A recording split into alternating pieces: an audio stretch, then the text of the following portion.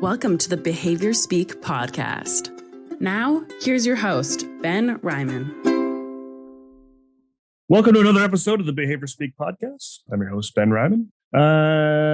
Today, we have another really interesting guest with us. We have Dr. Rocío Rosales speaking with us today. And we're going to be talking about two topics today that are at least that are sort of unrelated, but they're both sort of in the scope of the work Dr. Rosales is doing, and we both kind of found that it would be really important to kind of touch on both. So first, we're going to talk about interteaching, something I had never heard of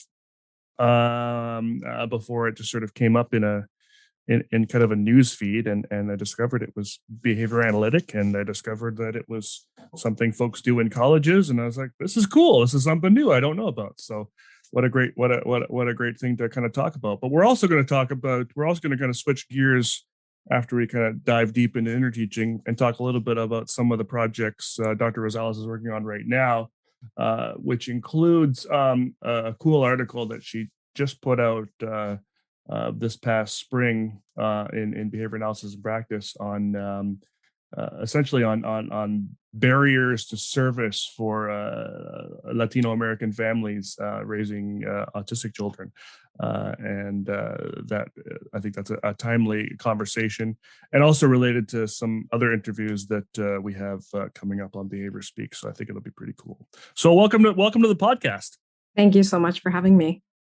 So I always like to kind of start with, a little bit of an origin story, kind of get an idea of kind of how, the journey folks kind of took to kind of find behavior analysis. Most folks don't learn about behavior analysis in public, in sort of the K-12 public school system. And so, you hear a little bit about psychology, or you hear a little bit about helping people, or maybe the entry point is, a family member or a sibling or something like that with that has autism, and you've heard about behavior analysis that way. So often it's folks sort of, going to university and just sort of discovering something on a job board. That seems to be a common story, and that sort of completely changes the direction of their studies. But sometimes we hear some different stories. But either way, they're really quite interesting. So I'm curious, just sort of how you kind of got in the field, how you found behavior analysis, and then from there we'll start kind of diving into interteaching and learn about all that. Sure. Yeah. So I think, my journey is, I think, similar to at least a lot of the people that I know in my own professional circles. And that is that I was a psychology major at the University of Nevada, Reno. And I took my first class in behavior analysis as a junior. So, I was kind of taking a bunch of different courses in psychology as psych majors do. And it wasn't until I took the intro to applied behavior analysis course that everything seemed to really come together for me. Of all the courses that I had taken up to that point, this is the one that really just it clicked and made sense. I could see the different contingencies and just the principles being applied in my day-to-day life. And it just made so much sense. The class was taught at the time. This might be a kind of interesting point. Yeah. It was Dr. Larry Williams, who I know is a fellow Canadian. So he was teaching the class at the time. And then as part of the course, we were required to go out into the field to get, kind of our feet wet with a couple of hours of practice. And my experience then was I got to go out and do my very first preference assessment with a young adult woman who was receiving services at a center that provided behavior analytics services. It was part of the graduate program at University of Nevada, Reno. And in that, 30-minute time period, I learned how to do a preference assessment. And then from there, I also had an opportunity to get some some other field work experiences as part of my undergraduate training. So I worked as a tutor. They called them child tutors, basically, the equivalent of an RBT now, providing in-home services to a young boy with autism, working with his family and doing those home services. And then I also got an opportunity to work with Ted Boyce and his graduate students, actually, who were doing some precision teaching with elementary school kids, typically developing kids on learning, basic academic tasks like spelling and basic arithmetic, but really implementing precision teaching into that work. So it was kind of like an after school tutoring position that I was able to also just kind of get experience with things like acceleration charts and things like that. Wow.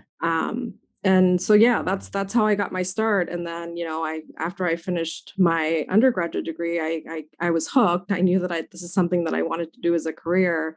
So I actively started to pursue and look into, graduate training, and ended up at SIU Carbondale. So that's where I did my graduate studies, and was fortunate to have lots of opportunities to do a wide range of applications there, working with kids with autism, but also adults with developmental disabilities, working with families who who were part of the DCF system, and really focusing on parent training to reunify families who had a history of abuse and neglect for their kids. So we were doing parent training in the home, and cool. And then for my dissertation, I ventured out to Cobden, Illinois, which is a small town in southern Illinois with a large Mexican immigrant population. And I was able to recruit and work with preschool kids that were part of that community. And my dissertation was focused on teaching just rudimentary English vocabulary words using some different behavioral interventions. So that's kind of the short story of just my graduate training. And after I've completed my doctoral work, I moved right into my first teaching position. So I was at a 4-year college in Northeast Ohio. I worked there for 4 years, and then I'm currently at the University of Massachusetts Lowell. I've been here since 2013. I'm a tenured professor, and I also coordinate our Master of Science in Applied Behavior Analysis and Autism Studies. So I feel like, it part of the thing that I really enjoy a lot about being in the position that I'm in is that I get to have an influence on the next generation of behavior analysts with our graduate program. But then I also get an opportunity to actively recruit and actually teach the very same course that got my start in the field, our version of the Intro to ABA class that we regularly offer to our undergraduate population. Nice. Well, that'll be a nice segue in a second into kind of interteaching, because I know some of your studies involve that exact course, and teaching that in kind of a different way. So I'm as most folks I think know now that have listened to a couple episodes, I'm Canadian, and my experience is entirely Canadian based, and it's, when I hear these stories of from guests of kind of going into their undergrad and getting exposed to so much behavior analysis, I get, I do get a little bit jealous, because that was not my experience in my undergrad. When I did my undergrad in psych, there was a course called Learning, that I think mentioned a bit of Skinner, a bit of Pavlov, but not too much. There was a bit on sort of, some of those early kind of, like 3-term contingency, but they didn't call it that. And then it kind of just jumped right into sort of psychopharmacology, and that was about it. But, nothing ever said behavior analysis in a book, at least that I recall. And certainly, and so as soon as you said, University of Nevada, Reno, like, I mean, we've there's been a lot of guests that have sort of talked about that place as sort of being, one of the great spots to go to for, especially if you're interested in sort of RFT and ACT and kind of those kinds of things. And so, just sort of hearing those experiences and getting that sort of introduction is so much different than us, where you know the stories for Canadians are usually quite different, because we don't have sort of we now have a couple programs that do sort of undergrad focus on ABA, maybe 6 or 7 now across the country, and maybe a little more than that. But I don't know where I'm going with this. I guess just my point is it's just so interesting to hear about sort of the opportunities and exposure to behavior analysis young students in the States have compared to sort of everywhere else in the world. Yeah. And kind of how it shapes things. It's interesting that you say that, because one of the projects that I'm actually currently working on is related to getting information from folks who are involved in the development of undergraduate programs, specifically in behavior analysis. And we, to your point, I think that, we have a lot more in the US compared to even Canada, which, I didn't know that. So that's news to me. I knew that there were a few programs, but not as limited as you're saying. Yeah. And just kind of thinking about, yes, there are undergraduate programs in behavior analysis, but my thought is that there's probably not enough, and certainly not enough for us to continue to grow the field, and not just within the domain of applied behavior analysis, but also, with experimental analysis of behavior, and thinking about how we can continuously recruit and train students to continue on this path as a career. I think that the development of the BCBA and BCABA and RBT credentials have all been really great in helping to really forge a path in giving opportunities for a profession to develop. But as far as kind of thinking about also the varied applications of behavior analysis that we know exist, and how we can just expose more people to behavior analysis while they are at their undergraduate institution. The colleagues that I'm working with on this project all have undergraduate programs that are a little bit different, but we all suspect that there are not enough programs, and that there may also be some challenges actually to being able to develop new programs at the undergraduate level. And that's one of the things that we're going to be interested in getting some information about. But yeah, I mean, I could kind of just, again, think of my own trajectory in my undergraduate education. Like I said, it wasn't actually until my junior year as an undergrad that I even knew about behavior analysis. And if I hadn't taken that class, which wasn't a required course in my program, I just kind of happened to select it as an elective, I wouldn't have been exposed to behavior analysis. And I think now as an instructor, as a faculty person in our department, and we have a concentration in behavior analysis at the undergraduate level, a lot of the comments that students often give to us once they go through 1 or 2 of our courses, it's like, I wish everyone could take this class. I wish everyone was required to take this class, because even if I'm not going to continue in this path as a career in behavior analysis, and I go into school psychology or counseling, or even public health, or just a different area, or even for my own personal using this in my own personal life, it's just it's changed me, and it's changed my worldview at the undergrad level. We're able to do this, so I think that the more people that we can expose, and the best way I think to try to capture a captive audience is through undergraduate education. But yeah, that's a great. It's interesting to hear you say that, especially given this kind of ongoing project that we have that we're trying to get off the ground still, but we'll be hopefully be able to get some movement on it soon. Yeah. No, I mean, and it's a couple of things. It's weird. Like, and first off, I think I'm going to have some people writing letters because there's more programs than that. I think maybe it's more like 20, but that's still not a lot. Sure. And I think the bulk of them are in Ontario. I know we have 2 in British Columbia, which is interesting, being that we're probably the second largest population of behavior analysts. We have even less graduate programs, right? Which is sort of interesting too. I think to get a master's in sort of something related to ABA, I think there's one, two, three or four universities in Canada, and then to get a doctorate, well, gosh, I think now we're down to one or two.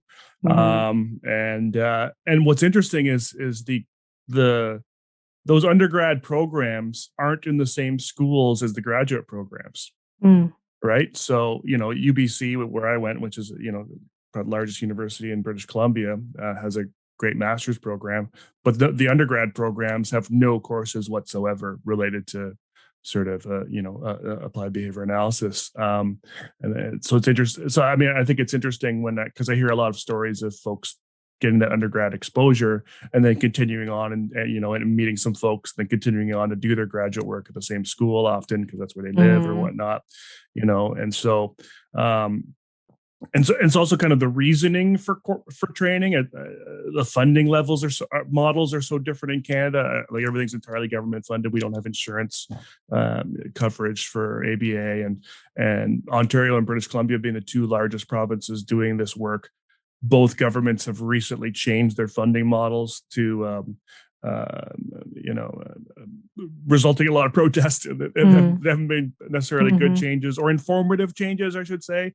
Ontario has been just sort of bad changes, and BC, they just started some changes in the last month, actually, essentially announcing that they're going to eliminate all the funding and change it to something completely different. But we're not going to tell you what that means until later. Wow. So a lot of people are stressing out right now, and hopefully folks, by the time folks hear this episode, will know more information on those things. But it, if the funding models go away, will these university programs even still exist? Is really my main point. Because what's the point of training BCBAs if they can't get a job anywhere? So yeah, it's a bizarre.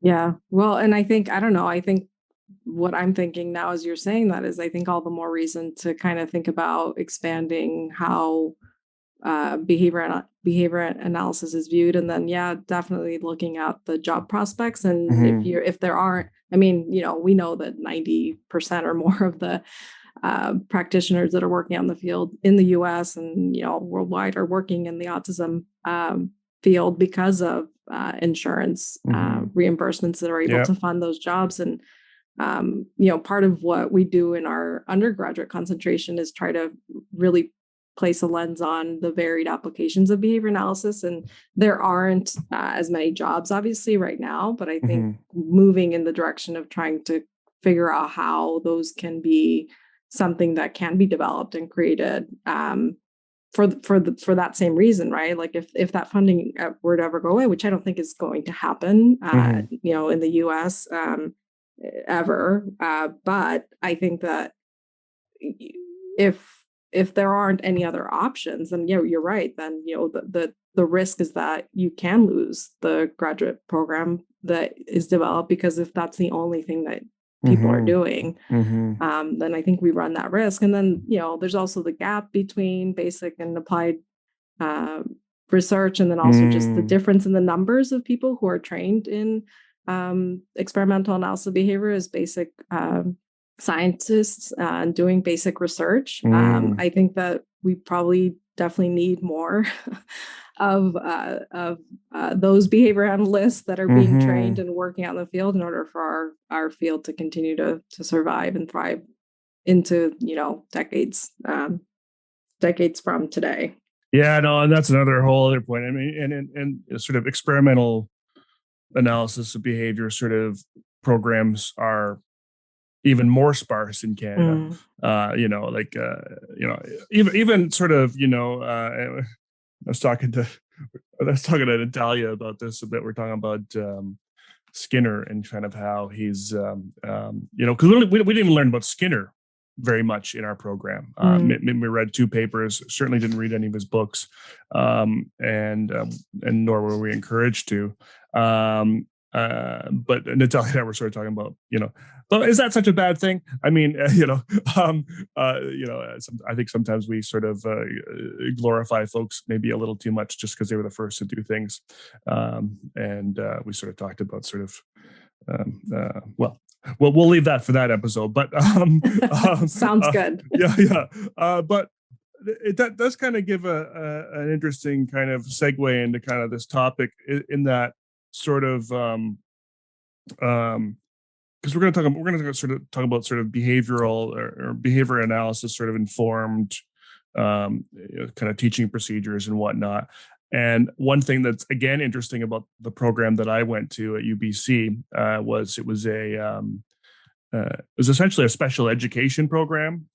So now, and in hindsight, I think it'll stay in operation because its primary purpose was to train teachers and to train special educators. So I think it'll stick around. But what was interesting is that the education program at that university, so the general education program, located in the same building, located in the same floor, of the same building, they don't communicate. And so none of the great sort of teaching strategies that are taught in sort of the special education program make it into the general education program. Now, that was the case 7 or 8 years ago. I don't know if things have changed. And so that's going to lead to kind of a question I'm going to ask in a little bit about sort of, and maybe I'm asking this from a Canadian perspective as well. I'm getting at this at sort of why we don't use more of these sort of behaviorally based kind of teaching methods, in teaching. But before we get to that, we're going to talk about interteaching in general here a little bit. And so I know I chose Dr. Rosales to talk about interteaching, and there's a lot of folks that have been kind of involved in interteaching and doing that kind of research. But to be honest, of all the names involved, yours was the only one I had heard of, and I heard some of the other good work you were doing, so that it would just be fun to kind of have you come on. Interteaching is something, again, I've never heard of. So until sort of kind of discovering some of your work. So maybe we could just kind of start up by asking sort of what is interteaching and kind of who came up with it? Mm-hmm. Yeah. So I had never heard of interteaching until I heard of interteaching too. So I think it probably happens that way. And for me, my experience was back at a conference, ABAI conference in 2010, when I attended a symposium that Brian Seville, who has done a lot of work in interteaching and published a lot of articles in interteaching, was presenting on, and he was giving an overview and then talked about some of the work that he was doing. So the seminal article on interteaching was published by Ted Boyce and Phil Heinlein back in 2001 or 2. I don't remember the exact year off the top of my head. And they published it as a way to introduce this model that, that they were essentially taking, I think, from experiences that they had in their own teaching experiences as faculty members, and then incorporating behavioral principles into the work that they were doing. So they didn't actually have, I don't believe, any data at the time to support this specific model, but they really based it off of other behavioral teaching strategies. In particular, they talk about the personalized system of instruction as being influential in this, and then also precision teaching. So in a nutshell, I think if I had to describe interteaching, so it's a behavioral teaching approach that it emphasizes self-directed learning, and it has contingencies in place for students that encourage students to prepare for class. And it also has components where they're getting frequent opportunities to perform and to get feedback on their performance. And one of the key things that I think is also important with interteaching is that it really it really relies on cooperative peer learning to foster that student engagement that we want to see when students are attending college classrooms.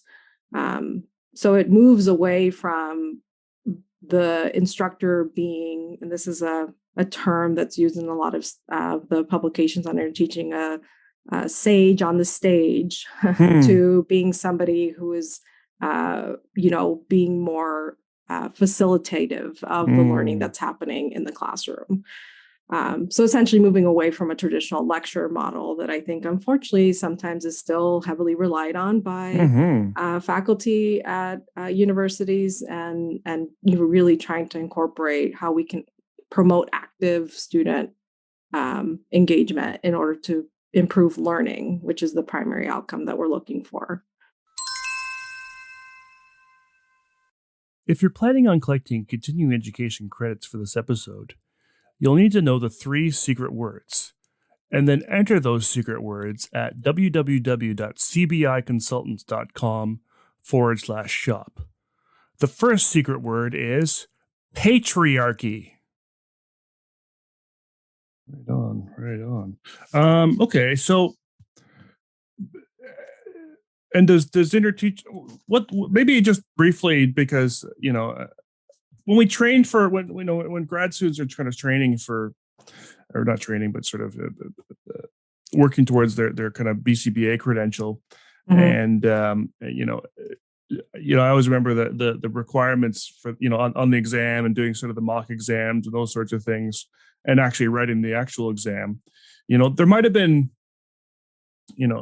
a lot of these sort of behavioral sort of components that or sort of principle, or not principle, sort of areas that you kind of talked about, are mentioned so briefly. Persistent teaching, I think there was one question.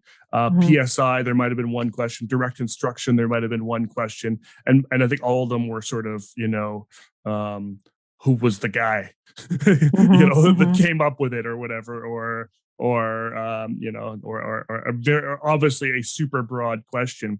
And so none of this stuff is considered really important, at least from the perspective, or seems to be not considered very important from the perspective of folks like the BACB and whatnot. At least when they're creating their exams, it seems to be a lot more focused on some of these other things, which seems strange to me, because these are methods that have been shown, in the research, to be just so much better as far as kind of gaining outcomes, but nobody knows anything about them. Like what is PSI? Sure. So personalized system of instruction. So it's a pretty elaborate model, but essentially, again, it emphasizes student participation, where they get units of material. So I actually went through my first intro to psych course at the University of Navarino. It was a PSI system. I don't know if it still is. Wow. And so essentially what happens is that students are getting they have the opportunity to work at their own pace through the material that's going to be covered over the course of a semester. And the way that it worked when I was a student, and again, it's a model that is followed with all PSI systems, is that you get information at the beginning of a week, and you are responsible for doing the reading in order to prepare for an assessment or a quiz at the end of a certain time period. And so in some courses, and the way it worked when I was a student at UNR, is that I had the capability to work one chapter at a time through my Intro to Psych textbook, and then had an opportunity to just schedule my own quiz or assessment by a specific deadline. So there are some contingencies in place to prevent students from completely waiting until the end of the semester to try to get all 16 chapters covered. So you work one chapter or one unit at a time. You have an opportunity for somebody to evaluate your performance, sometimes through a quiz. And then if you don't perform above a certain criterion on that quiz, you have an opportunity to get additional tutoring, feedback from somebody, usually a teaching assistant, and then retake that quiz up to a certain number of times, sometimes one or two more times, in order to meet the criterion. So essentially it's, you have the opportunity to master all this material, work at your own pace, and then potentially be able to finish the course in a shorter period of time than the 14 or 15 weeks that are a traditional semester. And the key thing is that you're working at your own pace. And I think that, when you're in a classroom setting and you're the instructor and you're trying to, and you use lecture, which I think has a place and should be incorporated, it's part of interteaching as well. Sometimes it's hard, it is difficult to really be able to manage and capture students' motivation and attention, because they're all really working at different levels. Some of them are more prepared than others. Some of them are very underprepared for the experience of being in a classroom environment at the college level. And so inevitably, even if you're an amazing lecturer and you try to engage students in discussion and really promote active participation, what ends up happening, even in a small classroom with 25 to 30 students, and then, let alone when classrooms get bigger to 60, 80, 100 plus students, you're going to see that participation comes from only a certain number of students in the class. And you, of course, can do things to try to promote participation from those students who aren't already giving or behaving in the way that you want them to. But inevitably what happens, you're not going to be able to capture everyone. Right. And usually that's because they're at a different level. They're understanding the material at a different level. And so with personalized system of instruction, the key is that they give students the opportunity to work at their own pace. They get multiple opportunities to engage with the material, to perform to the level that's required. And, again, can actually complete a course in a shorter period of time. I think what's been cited as a reason why this is not widely adopted is that it tends to require a lot of administrative arrangements that sometimes administrators don't like to have to do. For one, sometimes you may need a lot of hands on deck if you have a large classroom. So some universities have the privilege of having a lot of teaching assistants for one classroom or one section of a course. I think that's few and far between. I don't think it's common that happens. That it's possible, but it's not common that you can have multiple teaching assistants helping with a course.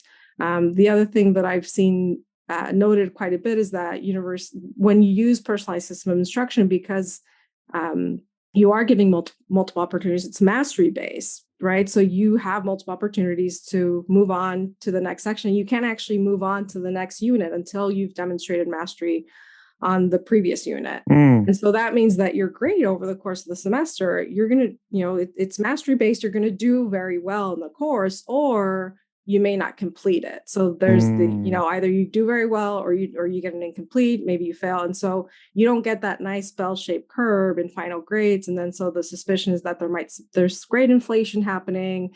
I don't completely understand the rationale for why that's a problem, but we're seeing students perform well on their courses. We want that to happen. We have a system in place to essentially ensure that all students will perform at their best level.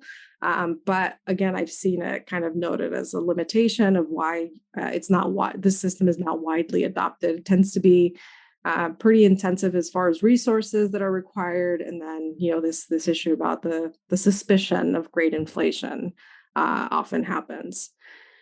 And then the other one that I mentioned was precision teaching.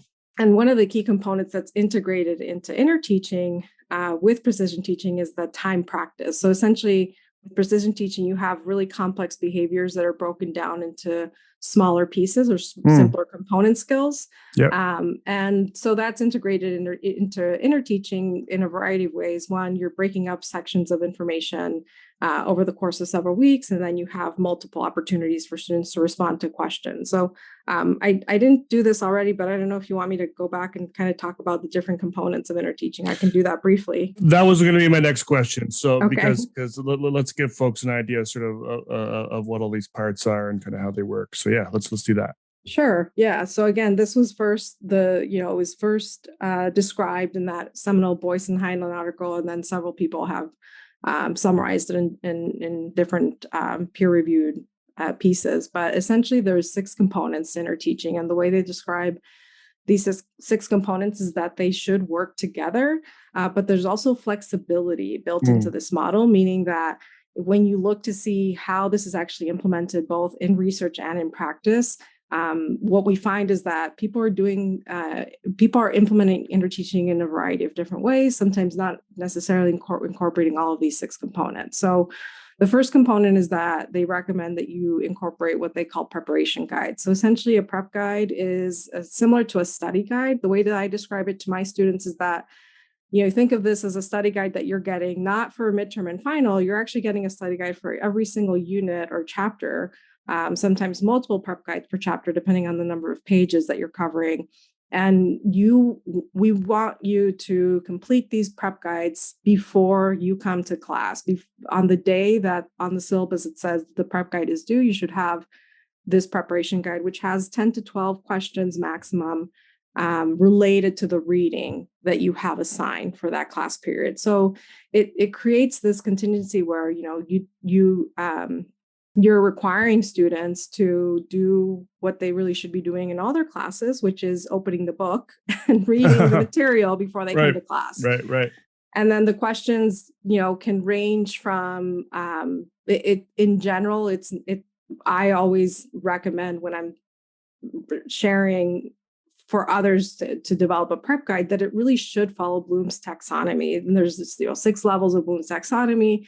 You go from basic knowledge questions that, you're just asking students to go and look for an answer in the book, but not all the questions in the prep guide should be knowledge-based. So there should be some application questions. There should be some synthesis questions. There should be, some comprehension questions, and really kind of moving from the simpler questions that they can kind of go back, definitions, vocabulary, visual representations of things, to more comprehension, application, and then analysis and synthesis questions that promote critical thinking, that are not things that they're going to be able to find in a textbook, that they really have to show how they're applying their knowledge. So that's the prep guide. And again, it's 10 to 12 questions is the recommendation that I think that I often hear and what I follow, and that it really should be a combination of all these questions, not purely knowledge-based. The second component is a pair discussion. So the idea is that students come prepared for class, they have their prep guide completed. When they arrive to class, they're going to have an opportunity to talk to a classmate about their answers to this prep guide.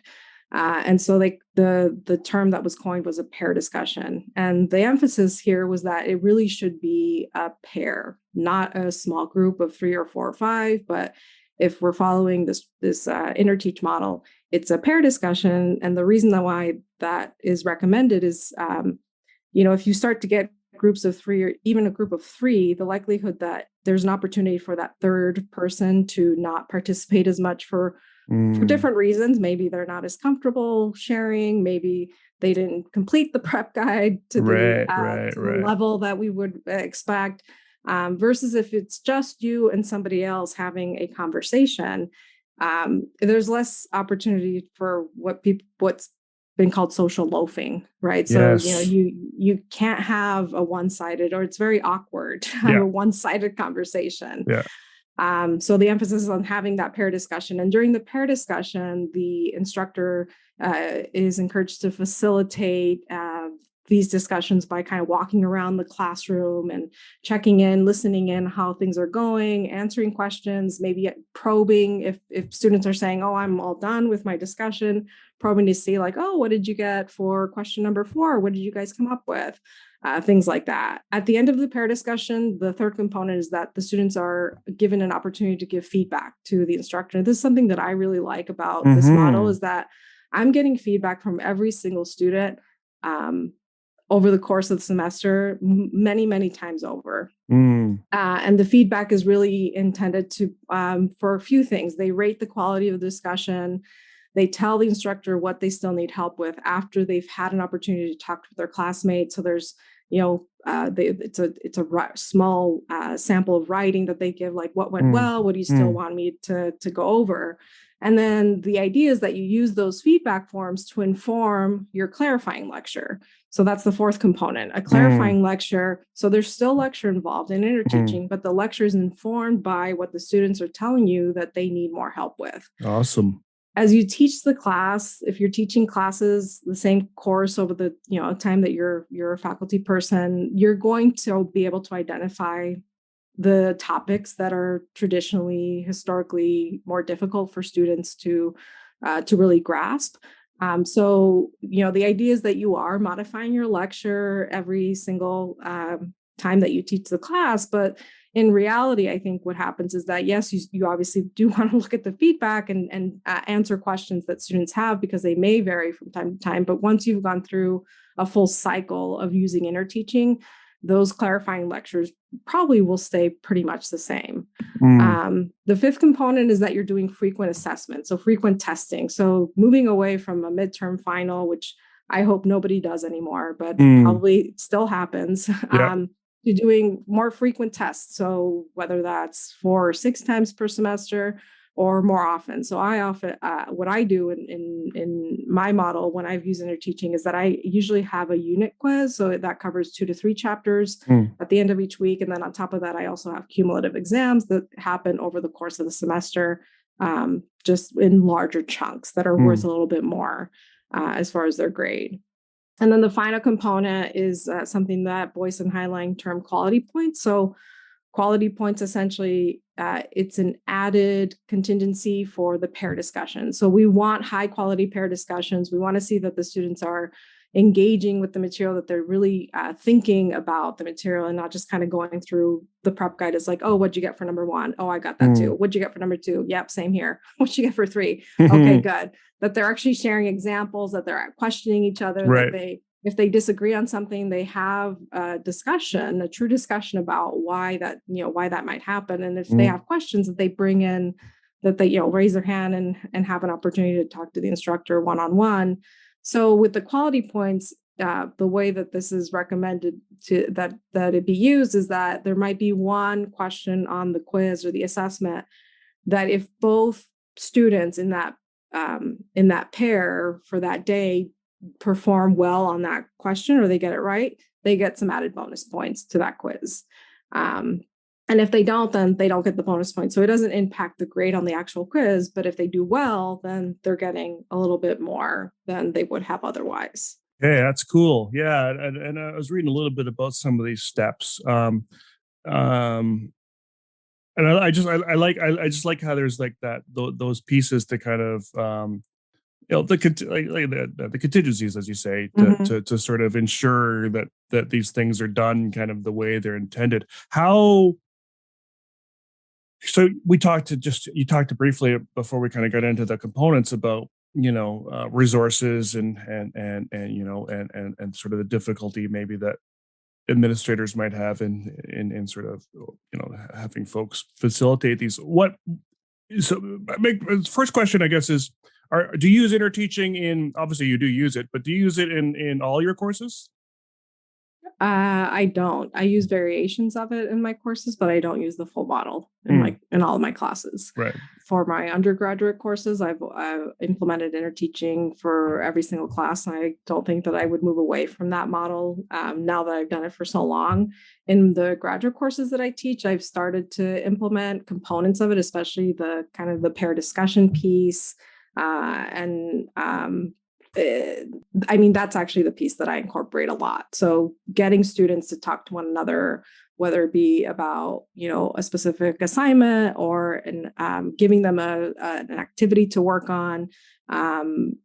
We require students in our graduate program in ABA to meet a certain competency for technical terminology. And so we incorporate staff meds into their coursework. So I do a lot of having them quiz each other at the beginning of each class period kind of thing. And that's really the component that I've been able to incorporate pretty easily into my courses. And I think that just giving opportunities for students to talk to one another, share their experiences has been well received. So, the reason why I haven't incorporated a full model into some of my graduate courses is really just depending on the course that I teach. So right now I teach our practicum course sequence. in our program. So there's actually not a lot of lecture that happens in that Right. class. Really, the assessments and things are things that they're writing. Yes. I give them multiple opportunities. So I do incorporate that piece. So I give them feedback on written assignments and then give them the opportunity to resubmit assignments for a percentage of the points that were lost in the initial submission. So Nice. that is embedded into my class. And then, sometimes there isn't really any kind of set reading either that they're doing. It's more discussion based. And then for the practicum course, it's really about thinking about case studies and things like that. So, but I know that other people definitely have incorporated the full interteaching model into more traditional graduate coursework in behavior analysis. So are there then? I mean, obviously, practicums are sort of they're obvious, but are there do you essentially need to have something in place in order to do interteaching? Like, you need to have some sort of readings or some sort of a lecture or whatever. Like how do you know whether interteaching can work or not? Yeah, no, that's a great question. I think so I think the benefit of interteaching is that you actually don't have to have you don't have to have administrative support, because it's really, the burden is really on the instructor to incorporate all of these or a portion of these components into the course, which honestly is tends to be just more of a response effort for that person that's developing the class. In general, now that I've been teaching for a little over a decade, it's easier for me to just kind of lecture on material that I have a lot of familiarity with. It's harder for me to think about how am I going to develop for example, a preparation guide that is going to be not only useful for the student, but that's going to get at thinking about the material that I want them to learn. So as far as whether or not it's a good fit for your course, I think, thinking about prep guides, I think the way that I've thought about them traditionally is that it is tied to reading, but honestly, it doesn't actually have to be. I think you can develop a prep guide really based on any material that you want students to learn and to have familiarity with before they come to class. So it could be, it could be a webinar that they're watching, or it could be even listening to podcasts and you have questions that are, developed from that. Yeah. It's just any material that you want them to get exposed to before they come to either listen to you or talk to you and their classmates about the material. The goal is really to give them multiple opportunities to get exposed to that material. So in more traditional formats, if we think of kind of, just the basic traditional format of a college classroom, students come to class, they take notes. Again, you can have a lecturer who's very, very engaged and very enthusiastic, and they may love that person who's lecturing because they're inspirational. And I know people like that that they're just amazing. They capture people's attention. People love listening to them because they're very good public speakers.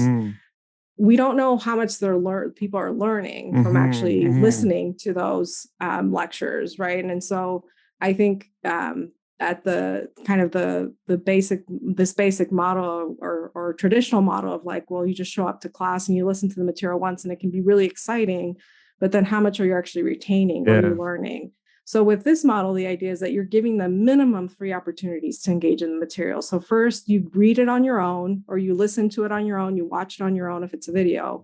And then you respond to some probes, questions related to that material. You come to class and then you interact with somebody else who's also watched the video, done the reading, listened to the podcast. You talk about the answers to your questions. So that's the second opportunity now that you've had. And then now the clarifying lecture that the instructor is going to give really serves as a reinforcer for everything that you already have been exposed to. And there might be a couple things that you're still unclear about, or you want to have more examples of, or you just want to hear what they have to say. And you're probably going to get a lot more out of that lecture than you would if you just stepped in and listened to it without any background. So I think that, that's really the key difference. And again, as far as integrating into a class, it really can be done. I think there is that flexibility built in where it doesn't necessarily have to be that you're assigning, articles or book chapter. It could be any content you want them to get exposed to.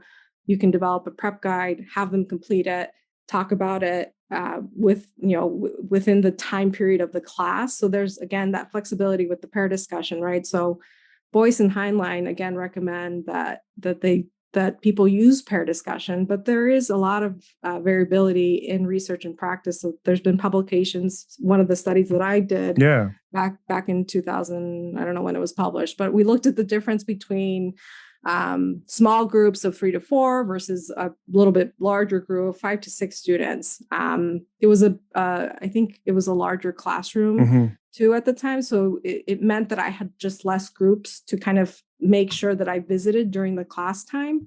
And then when we looked at the outcomes, so just kind of comparing what happens to student outcomes on their performance on quizzes when they are in small versus larger groups, there really wasn't any significant difference in their performance. And we also, in the studies that I've done, we typically also routinely ask some questions related to social validity.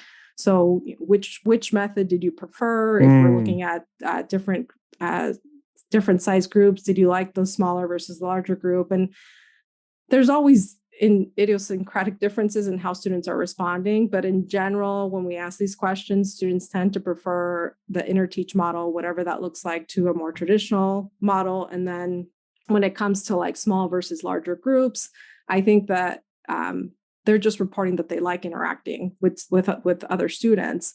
And one of the most recent, I think there was a meta-analysis that was published very recently, just this year, on Interteaching, where they looked at all the different components and which one is the one that really is making the biggest difference. Is we have these 6 different things that we're saying we should be incorporating, but is there one piece that really makes a difference? And the research to date is really pointing to the pair discussion. Like that's really what is having an influence on both how students are performing and then how they are reporting that they perceive the content and the class in general.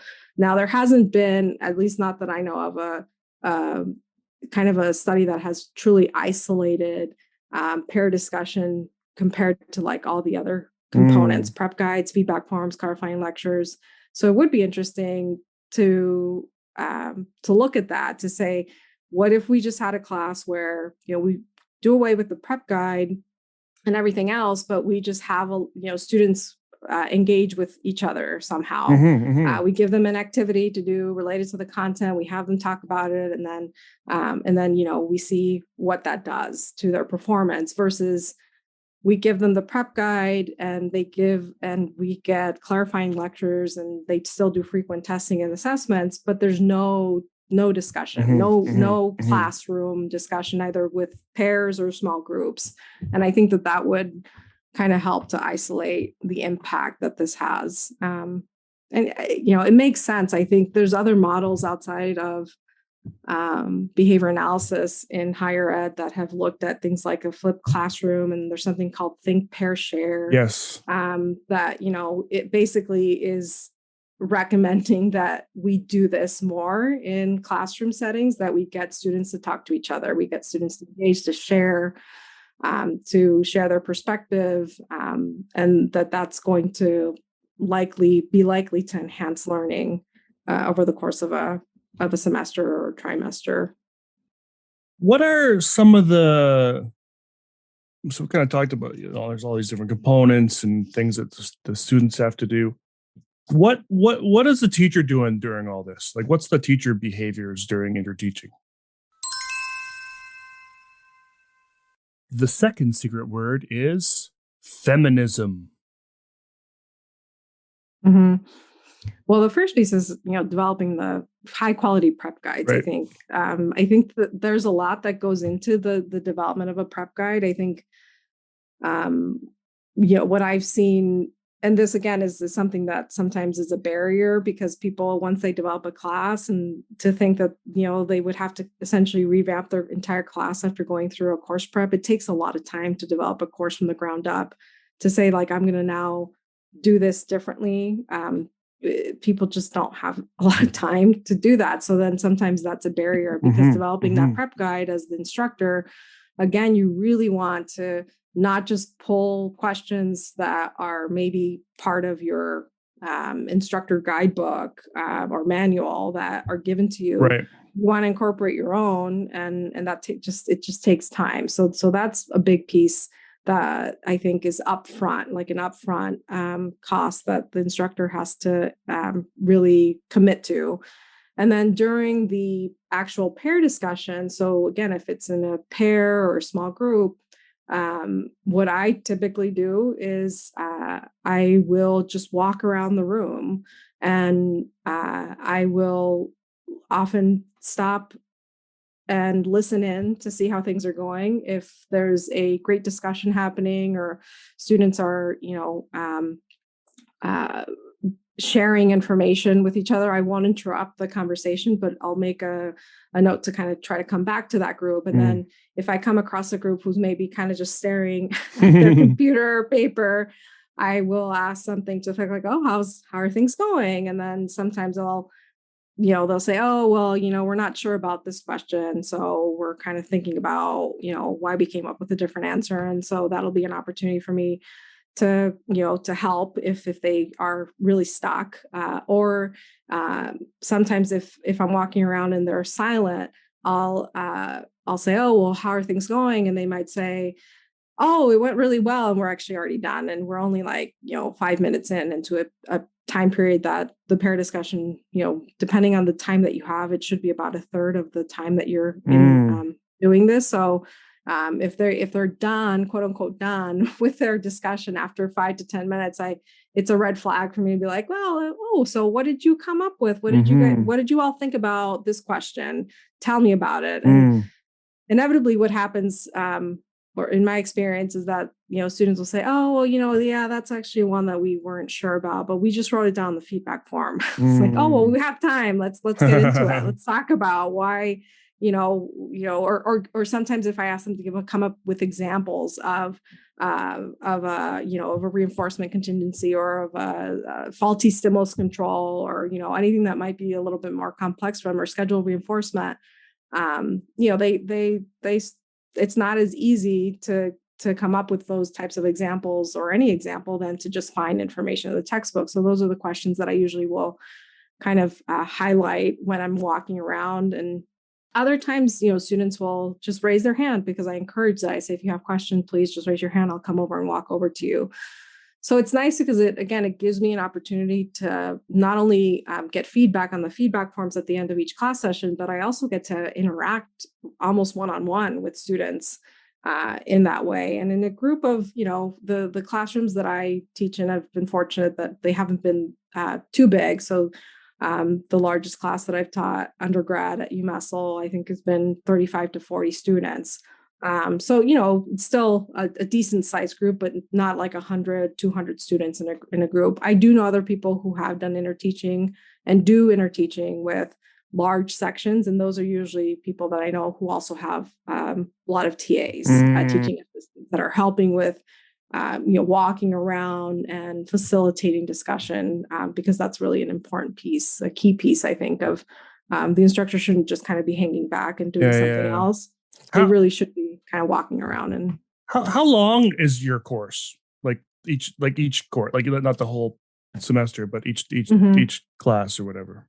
So I've done twice a week courses that meet for 75 minutes each class period. And then there are.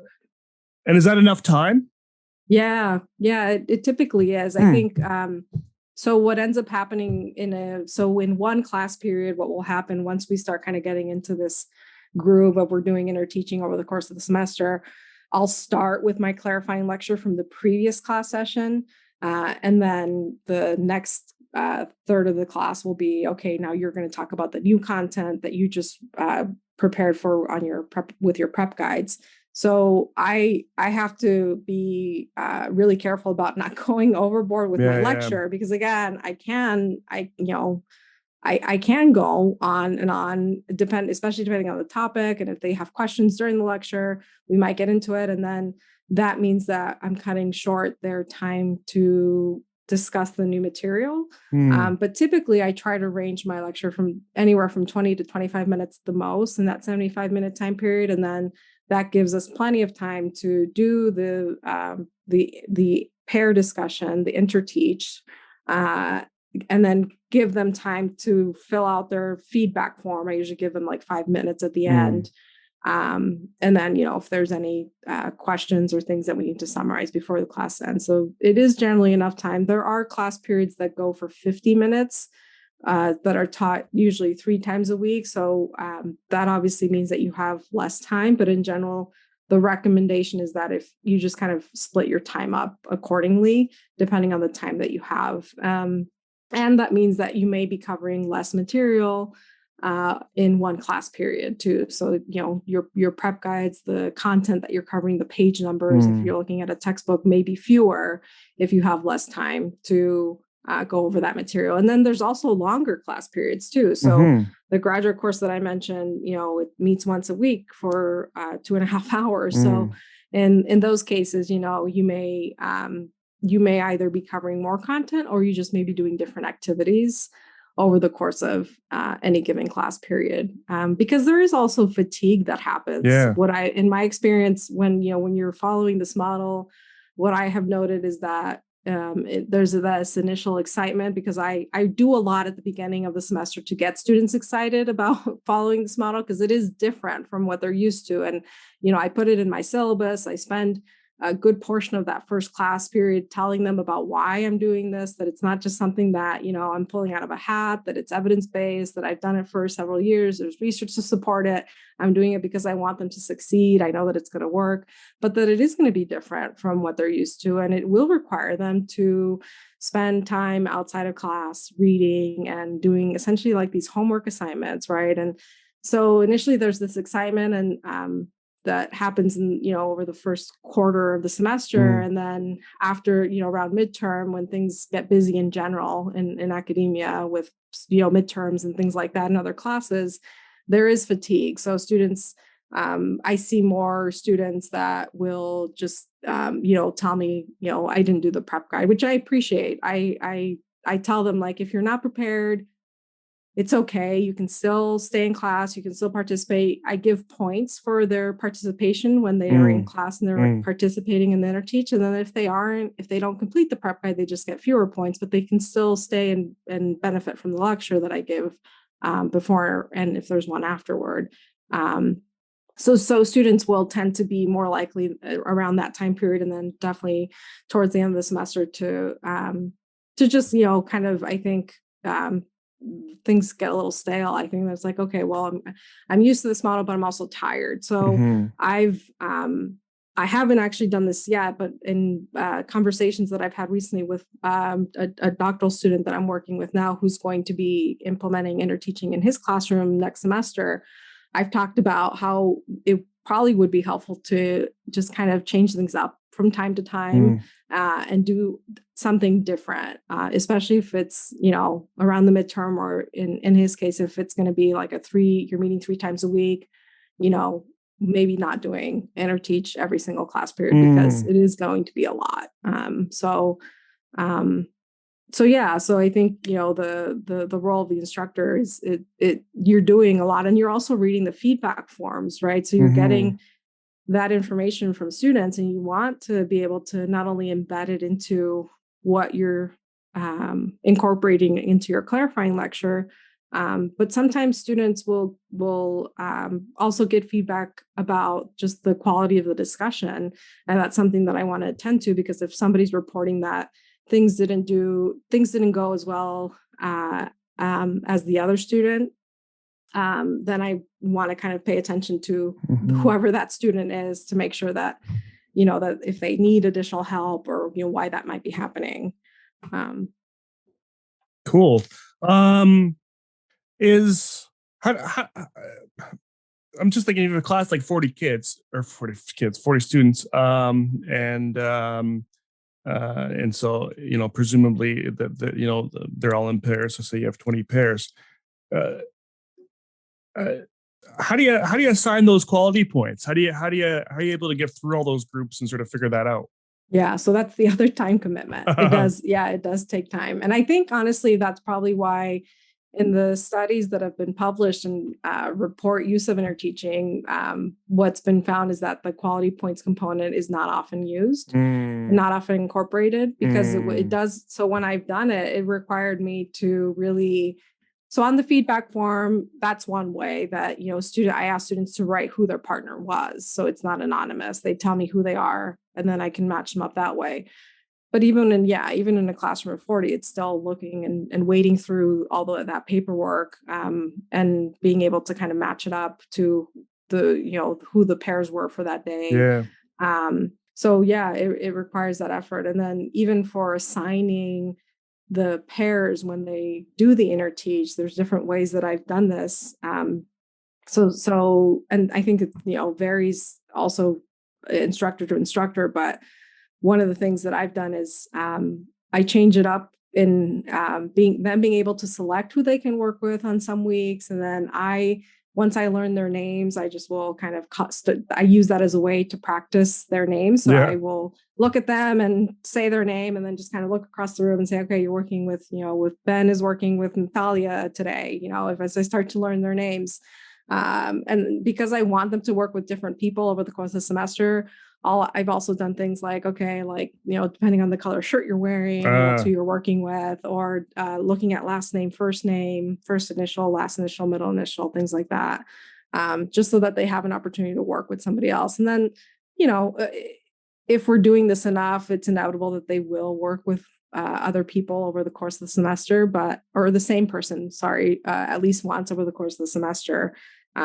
Recently, I've also heard a colleague of mine actually make the argument that I actually want them to work with the same small group. So she does small groups because that creates more of a community. They get to know each other. They become more comfortable being able to kind of share. If they are unsure about something, maybe they'll be more comfortable in being able to kind of just be honest about it and not feel awkward that, that they don't know the right answer. So, I think, again, when we look at the data for this, there's really no strong evidence to support that you must do the interteach component or the pair discussion or discussion component in any certain way. It's more about the fact that they are talking to each other and sharing. Yeah. So it really sounds like, I mean, these components, these 6 components, were they in that original article? Yes. And so when those two kind of came up with them, they didn't really have any sort of evidence to show those were the ones that are the best. And so this is only, where it's 2021. That article is 2002, so we haven't even hit 20 years of doing this. It sounds like there's a lot of flexibility. It's not a rigid sort of model, and you can sort of pull out. And it sounds like that's exactly what you'd even do. So you'd kind of pull out certain components for different courses depending on the format. And so it sounds like, if folks are seeing interteaching and going, this looks really complex, I don't think I can do all this. You don't have to do all of it. Yeah, exactly. Yeah, that's a great way to put it. And then, with the we were all in academia forced to go into virtual environments and online. I mean, online instruction, I think has been around, especially with behavior analysis graduate programs. I think I certainly feel fortunate that I had, when March 2020 happened, I had already a lot of experience with both asynchronous and synchronous online courses, but also knew people that had zero experience with being in this kind of environment. And so there's not a lot of publications, a handful, a couple that I've published with my colleague, James Solner, who's at UMass Boston, and other people that I know that have done a little bit more work on, thinking about how do you translate this into an online environment.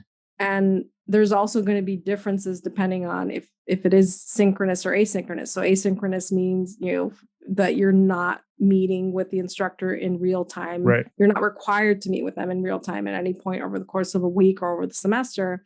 Synchronous is more like Zoom meetings that happen where, I think in my experience with these virtual synchronous courses, they actually lend themselves really well to just being able to implement the same model of interteaching if you're trying to follow a same or similar model, because you have the capability to do breakout rooms. So you can put students in breakout rooms and then kind of pop into the breakout room over the course of the time that you're in the class. And it's not exactly the same as being in the same environment as all the students, but it's a close approximation.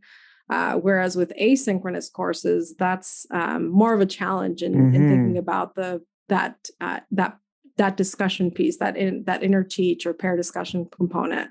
Most asynchronous courses, at least in our program, and I think it's a common component for asynchronous coursework, that they may rely on discussion boards. So discussion boards are a place where students get a question that is a prompt for them to post an original response to the question. And then they may also be then required to engage, interact, respond to at least one classmate in any given week. And so we do that with we have a certificate program in applied behavior analysis where it's a fully asynchronous program with 7 classes. And we incorporate these discussion boards, and we've tried to also implement pieces of interteaching with development of prep guides now. And we have recorded lectures, but they're not truly clarifying lectures because they're recorded lectures that are based on just the content that instructors are highlighting for each given week or each given unit of the course that we're covering. So the discussion board is, I think, again, an approximation to getting students to talk to one another and share. But at least I haven't found a good way to really promote true discussion in a way that, students are talking back and forth to each other. Usually it's like they post and they will respond and do write really. We're lucky that our students are, they have clear guidelines and they tend to follow them. So they're meeting all the requirements for the discussion board post, but I don't think that it's just not in real time. Right. So I think it's just, it's for me, it's still a little bit clunky to kind of figure out how is this actually impacting their learning?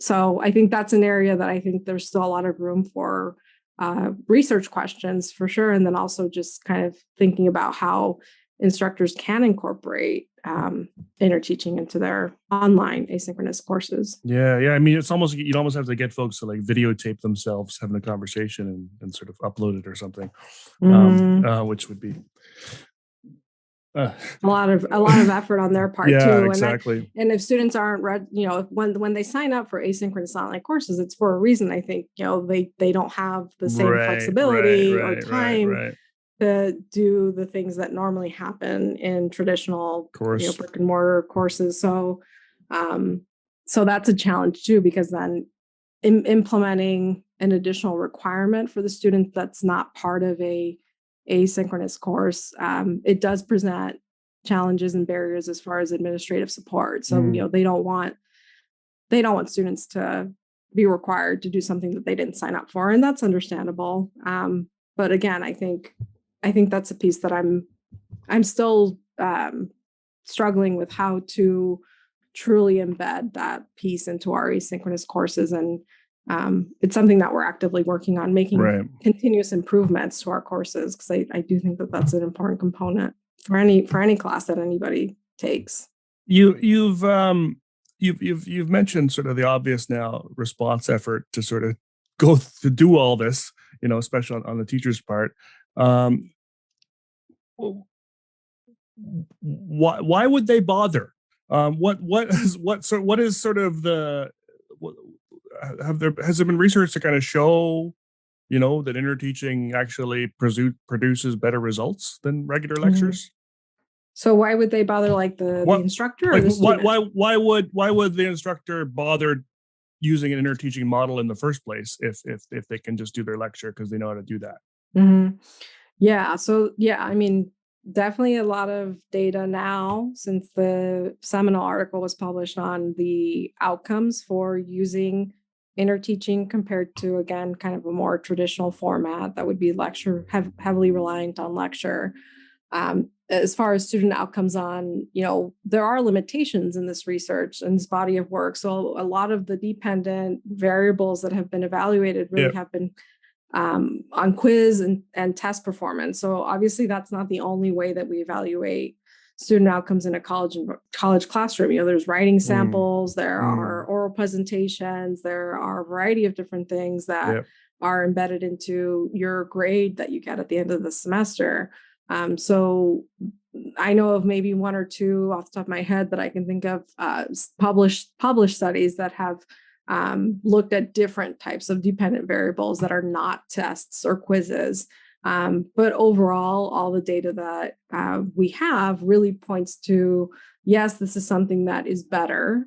And again, because there's that flexibility built in, it means that you can take pieces of it and start to incorporate it a little bit at a time.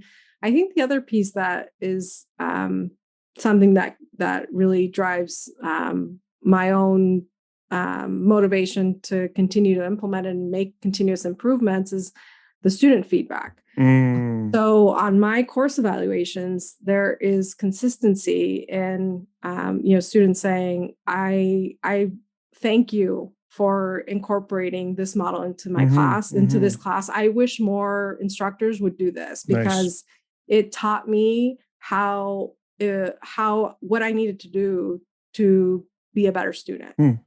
And I've used this model, or I've done the things that I've learned in this class, and I've done it for my other classes, even though it's not required. I mean, these, those are usually the top-notch students that are saying, like, I'm doing this for all my classes now because I see that it really is beneficial, that I should be doing this for every class, that this is the just a good way to study and to do well. And to get the most out of being in class. So thank you for embedding it into class. And again, I wish more people would do it. And then also, there's, and of course, when you get feedback from multiple people, there's always going to be also feedback that sounds like, well, this was, a lot of work, a lot more work than any other class that I've been to. I don't think that, it should be done in every class period. So, it is a lot more work. I think, the recommendation for a 3-credit course for time spent outside of the class, I think it's, between 3 to 6 hours. So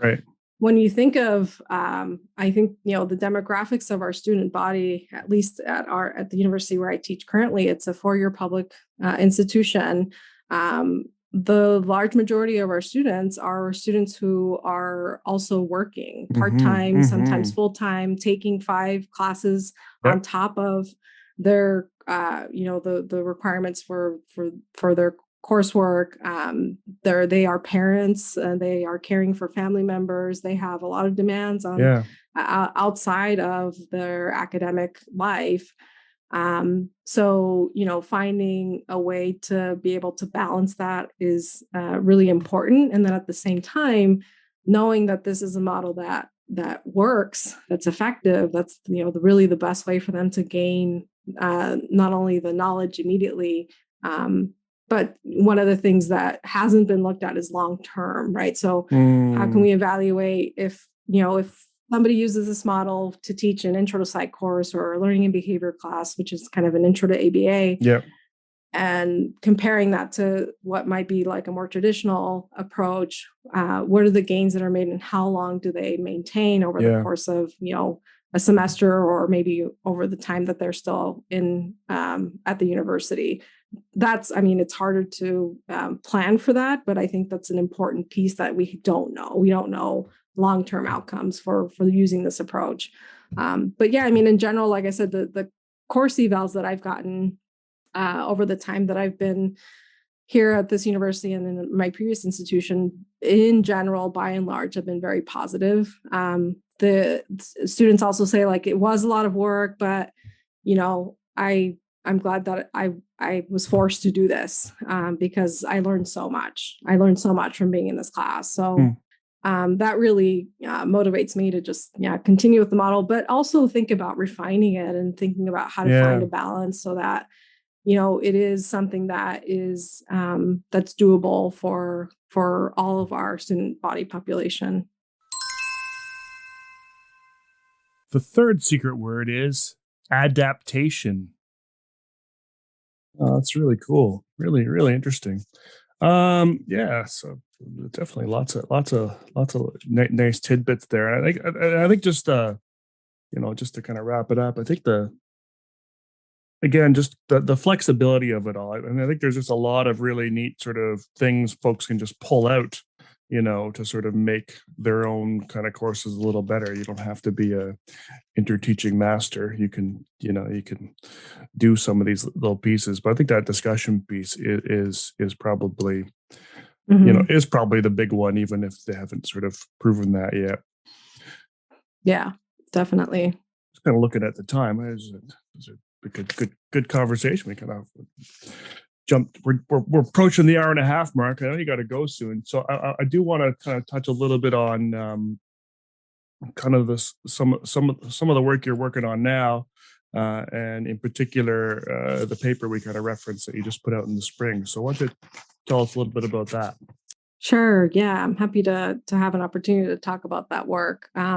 So when I moved to New England from after having lived in Southern Illinois and then in Ohio, I knew that the area that I was moving to was there was a high density of behavior analysts in Massachusetts alone, and certainly all over New England. But Massachusetts is one of the top states with BCBAs. In comparison, I think it's Texas and California are the other top three. Yep. And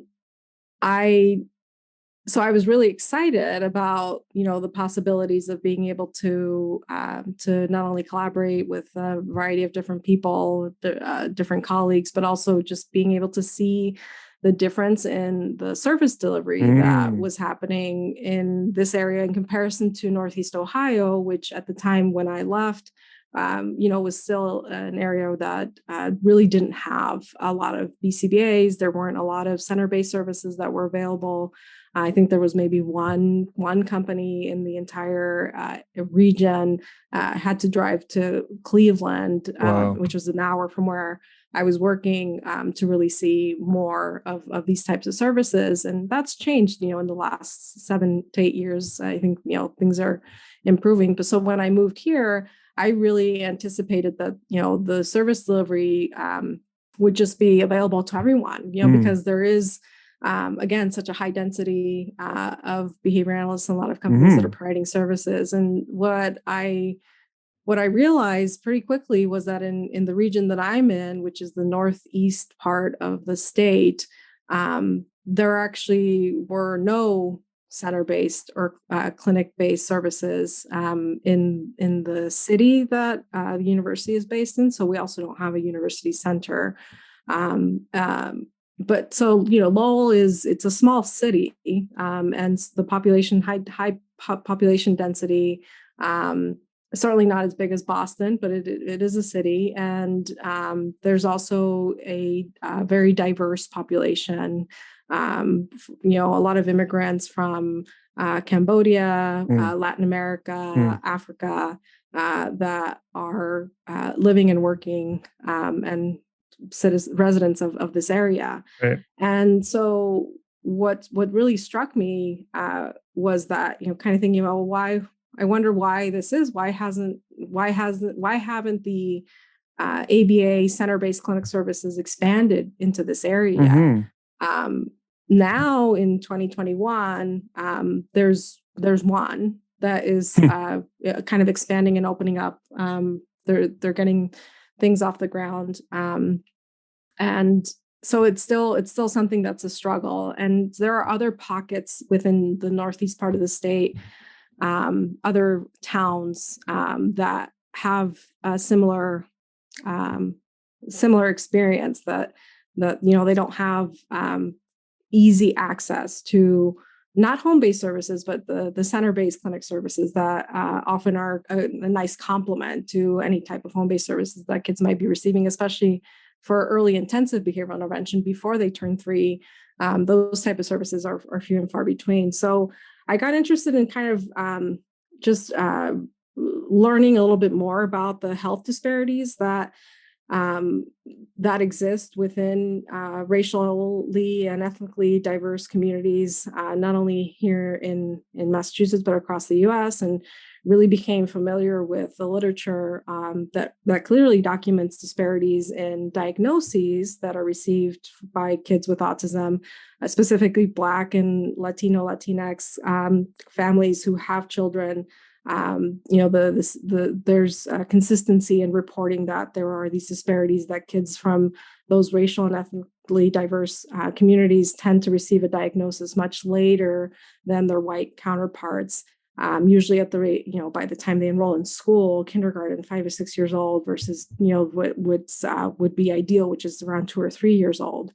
And so I got familiar with that literature, and then, started to kind of think about additional data that would be important to be able to disseminate about not only those disparities that we know exist, but then kind of thinking about what are the things that are preventing families from this specific demographic. And in this paper, we looked specifically at Spanish-speaking Latin American families living in the region of the state. What are some of these factors that are contributing to them being able to access services? So we suspected what some of them were already, just based on the landscape, but wanted to develop, wanted to get information from families. And so we developed a structured interview and set out to try to interview as many families as we could. It took a bit of time to get the information that we wanted. There's different reasons, I think, why that happens. Sometimes people are hesitant to respond to a flyer if they don't know who it is, and which was the case with me. I was a new professional in the area, didn't have a lot of connections at the time that this was being done. And so we did get information from 25 families, and we're able to kind of talk about their experience not only with the diagnostic procedure and receipt of services and their perceptions of services if they were receiving them. But one of the things that I guess the kind of the highlight of what I thought, what I think is interesting and important to share related to this study is that when we looked at the barriers that are sometimes preventing families to access service, there were some of the things that we knew kind of going in, but were confirmed. So things like parents reporting that there weren't practitioners or professionals who spoke their native tongue, in this case, Spanish. Also that, that there just weren't services in the area geographically where they lived. And then if sometimes also not knowing how to access the service. So some parents that we interviewed just didn't even know that behavior analytics services existed. They didn't know about applied behavior analysis. Right. And kind of thinking about, so what can we do with this information and what can we do to help inform people who are in the profession about being able to do more outreach to specifically to these communities. And around the same time that I was doing this work, I had a graduate student at UMass Lowell who his mom is also a behavior analyst and really has had a mission from the beginning of the time that she started to provide services to be able to provide services to immigrant populations that otherwise would not receive these services. Wow. And she opened a company in East Boston, I want to say maybe five or so years ago. And the name of it is Abatech, and that's in East Boston. And the community that they serve really fits this demographic of racially, ethnically diverse families, primarily immigrant families who in the area where they decided to open up their company where they opened their organization, there aren't any other center-based services specifically in the area. And I'm talking about, really serving that community so people can walk to the place where they're dropping off their child to get the social skills group or, to do the individual therapy. Often, we think about, at least, before I started really getting into to learning about some of the challenges that certain communities experience, it's like, yes, you can drive somewhere, even if it's 5 miles. Sometimes that's a challenge for people who don't have a car, or if public transportation isn't going to facilitate them being able to easily get on a train or a bus to take their child to service. So the goal of this particular company and is to serve people in that community. And what have found over the course of conversations with them, and because I'm really interested in being able to not only promote the work that they're doing, but also identify other people who are doing this kind of work, is that there are companies that are doing very similar work. And that is to be able to bring applied behavior analysis to communities that don't otherwise have access to these services. And sometimes they don't know about the service. Other times they are hesitant to interact with professionals because they don't identify with them, even with an interpreter. A lot of things might get lost in translation. They really might feel like their child is best suited to only get services in a school setting because that's what they know about public education, that's the place where you go to get all your needs met. And unfortunately, that isn't always the case, depending on the child and their needs. So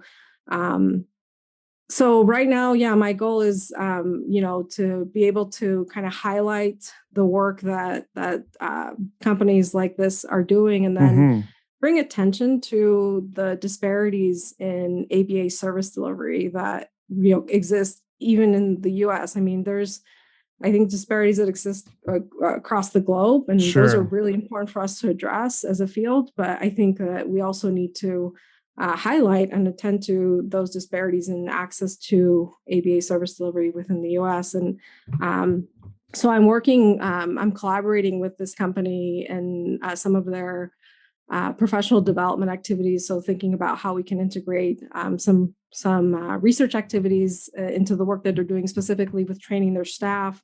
So their staff are also people that they hire that are from the community, which is really important. Nice. That the direct care staff and primarily direct care staff, some of their BCBAs and some of their just administrative staff are people who are representative of the community that they are serving.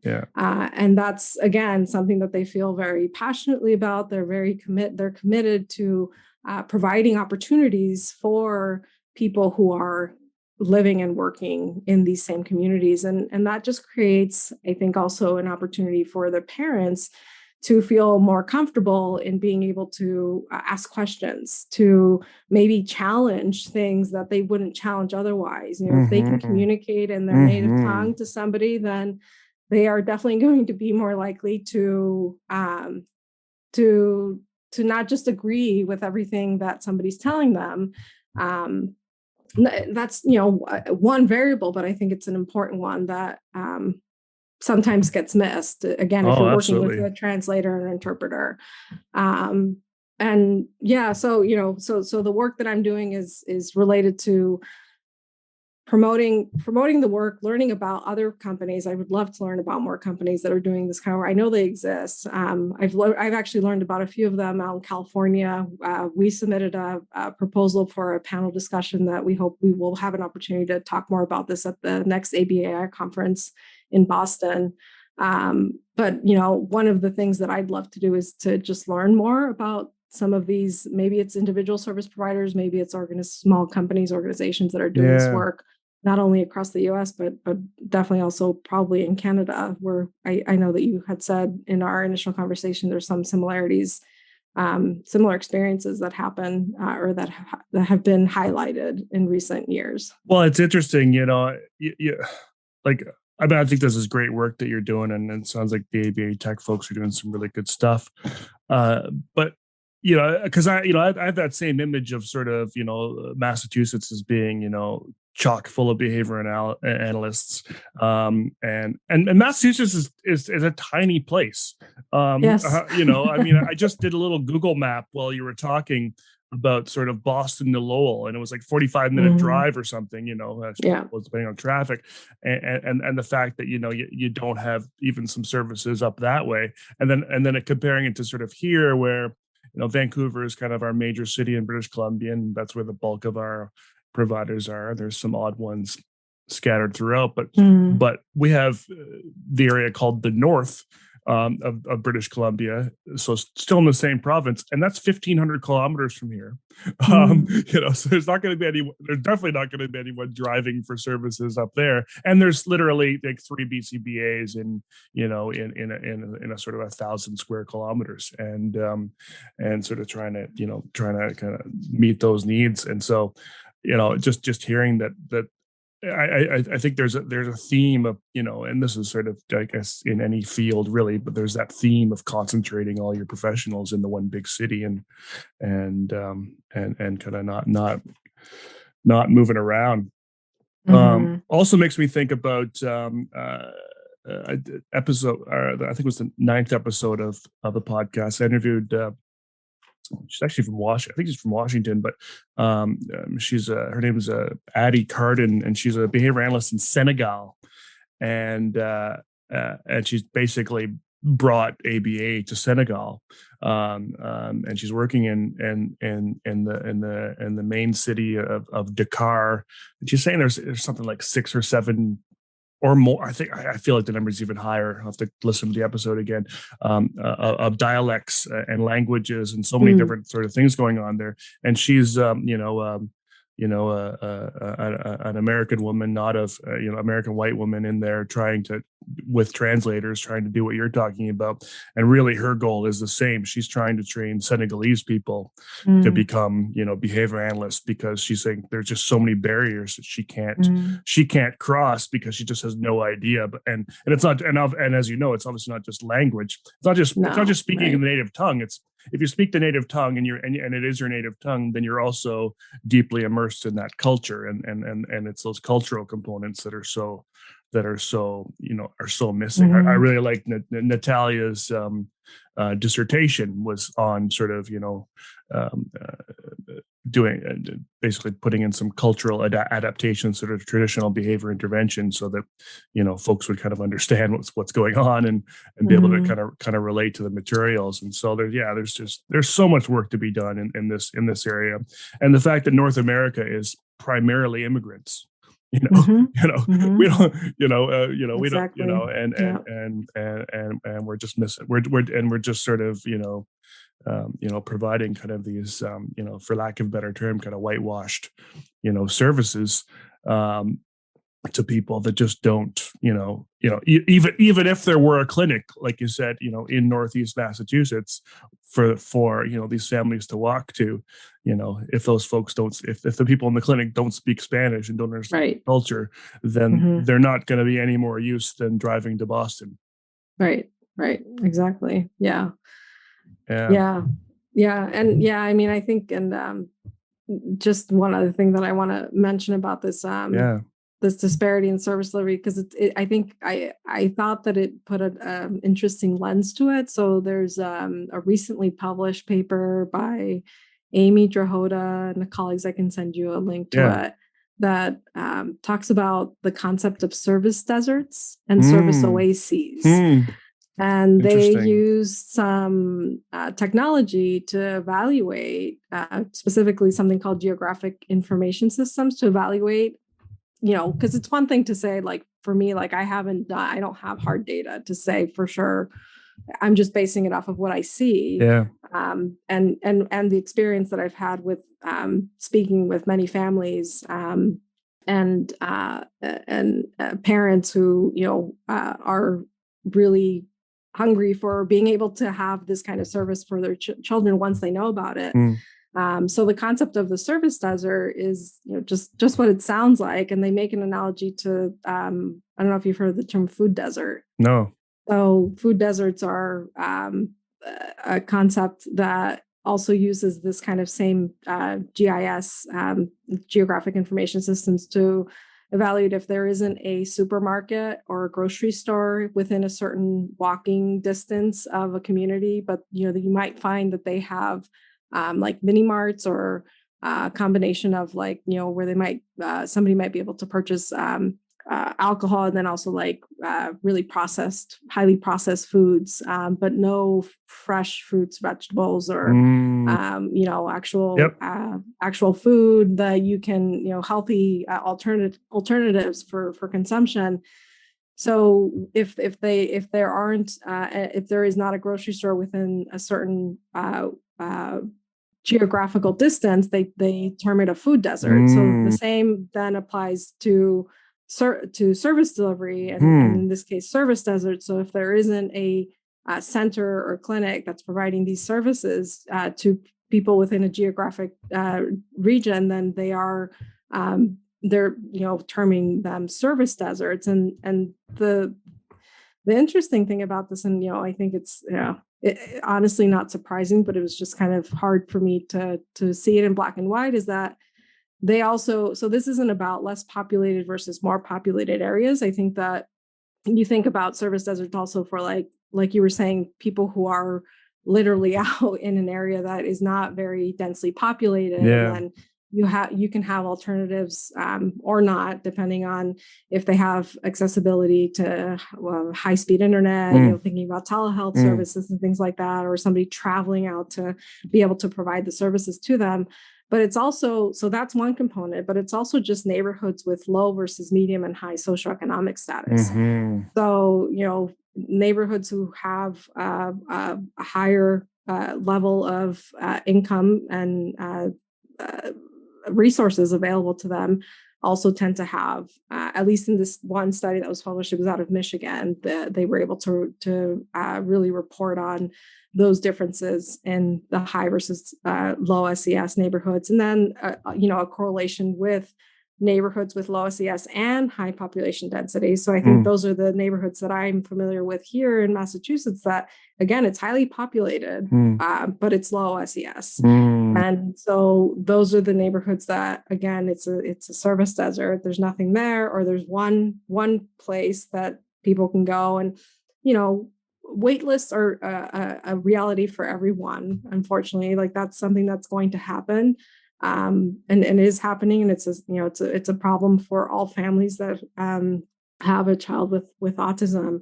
But then when you kind of compound that with just lack of availability of, like, you get a diagnosis, and then like you're looking for service that you can access, and nothing is available because the thing that's available, you have to be able to drive your kid to, and you don't have a car, or it's just too far, and your other commitments prevent you from being able to do that. So it means that they're at a disadvantage. And trying to kind of close that gap a little bit, I think is something that is really important. And again, it's a mission that this company Avitech has, and again, I know of others, at least 2 others, but I suspect that there are more. So finding a way to support these practices, these organizations, small companies, I think is important for us as a profession, because I think it's not easy for somebody to do this.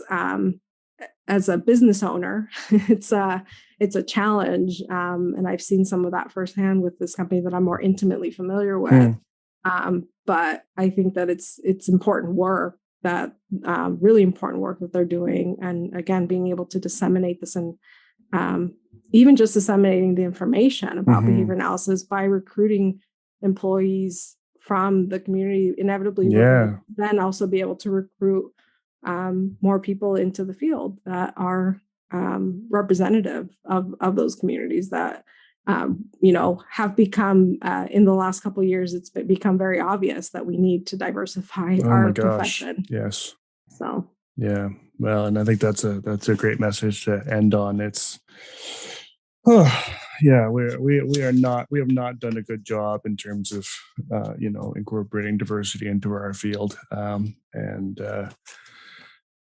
and people are losing out big time. I mean, the company I work for provides, and it's a great service in the sense that we provide behavioral analytic services for free to families often that are kind of, in sort of the, identities and categories you've been describing.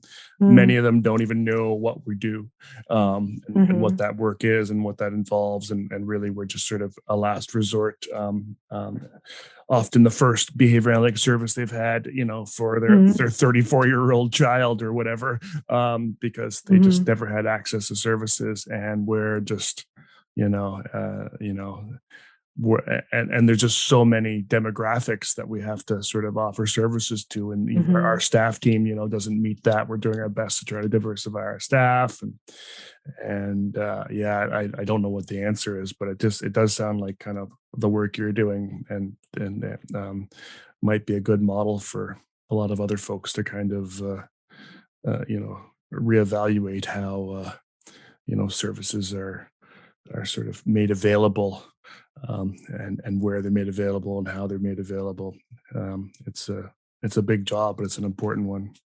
Yeah, and it's definitely a challenge, and I think I'm not going to claim to have the answer, Sure. or to promote this is the only way or even the right way to do this. I think for me, it's more about having these conversations. It's really important to, as a field, we've started to have a lot of conversation about cultural competence, humility, responsiveness. And I think this is a piece of it that I haven't seen.